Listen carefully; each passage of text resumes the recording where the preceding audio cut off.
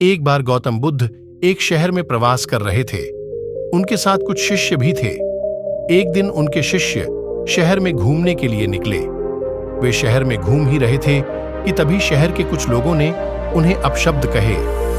उनके बुरे शब्दों को सुनकर शिष्यों को बहुत बुरा लगा और वे वापस लौट गए। बुद्ध ने देखा कि शहर से लौटकर आए उनके सभी शिष्य बहुत क्रोध में दिखाई दे रहे हैं। उन्होंने शिष्यों से पूछा, क्या बात है, आप इतने तनाव में क्यों हैं? तभी एक शिष्य क्रोध में बोला, हमें यहां से तुरंत चलना चाहिए।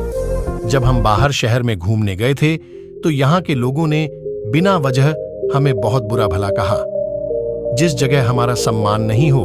बुद्ध ने कहा, क्या किसी और जगह तुम अच्छे व्यवहार की अपेक्षा रखते हो? दूसरे शिष्य ने कहा, इस शहर से तो अच्छे लोग ही होंगे।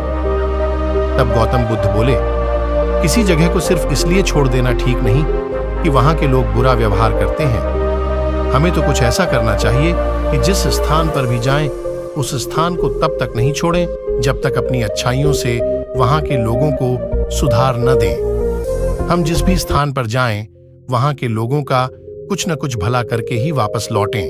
बुद्ध ने कहा, जिस प्रकार युद्ध में बढ़ता हुआ हाथी चारों तरफ के तीर सहते हुए भी आगे बढ़ता जाता है, ठीक उसी तरह उत्तम व्यक्ति भी दूसरों के अपशब्दों को सहते हुए अच्छे कार्य करता रहता है। खुद को वश में करने वाले प्राणी से उत्तम कोई और नहीं हो सकता।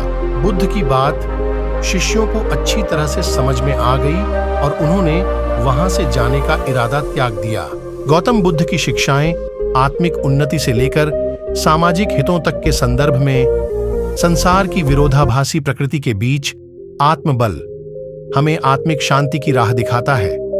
बुद्ध के संदेश हमें इसी राह पर ले जाते हैं। गौतम बुद्ध की शिक्षाएं आत्मिक उन्नति से लेकर सामाजिक हितों तक के संदर्भ में हर युग में सार्थक हैं।